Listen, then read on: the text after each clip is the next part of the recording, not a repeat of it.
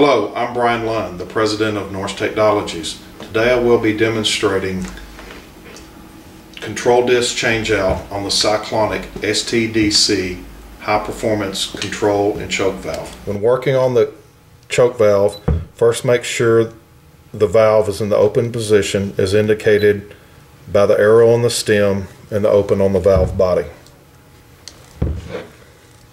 Rotating the valve on the side, and with the use of a breakover wrench,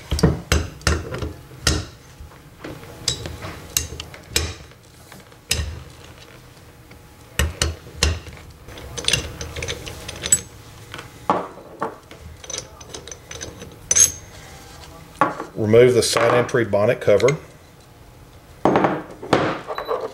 using one of the 12-point bolts to remove the saddle. Remove the side entry bonnet O-ring with a pair of pliers. Grab the dowel pin on the ring carrier and gently pull up. Noticing the ring carrier is machined flat on the top for insertion into the top of the valve body. The disc can be then dropped out, and you can see there's a lap side of the disc and there's a machine side. The lap side is always closer to a mirror finish.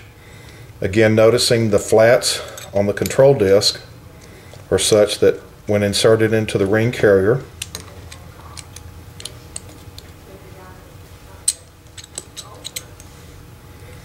it then becomes relatively smooth. Not exactly smooth, but very close, flat smooth. Then remove the driver, and notice on the driver there's two attachment marks that are always lined up with the two marks on the side of the valve body. Rolling the driver out, the driver carries the second control disc. Again, the lapped or highly polished smooth side and the machined side. Again, the control disc is notched to fit into the driver. The wear sleeve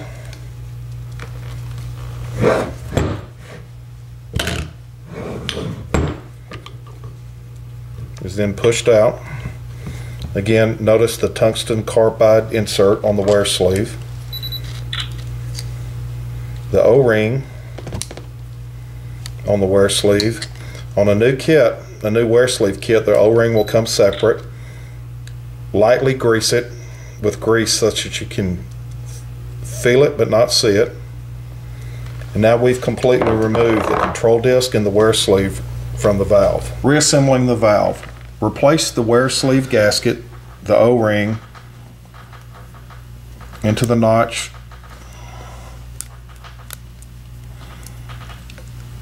Insert the wear sleeve so the dowel is aligned with the mark on the valve body. There's the dowel on the wear sleeve. Here are the two marks on the valve body.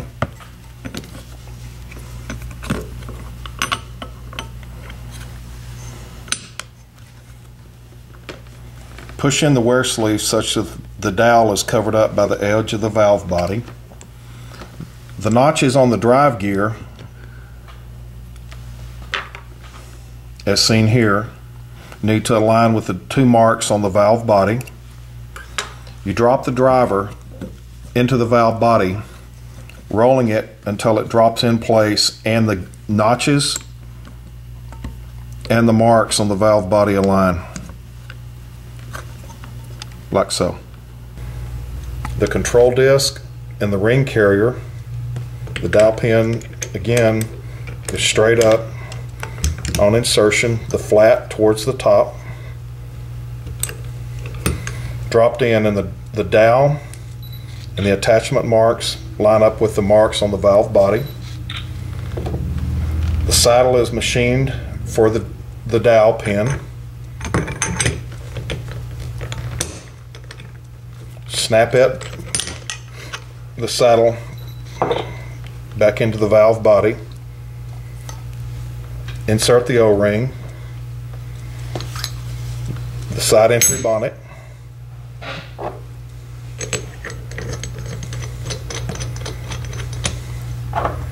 Place the 4 12-point bolts back into the bonnet, threading into the valve body.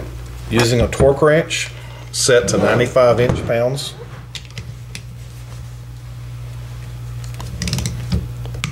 tighten each of the 4 bolts.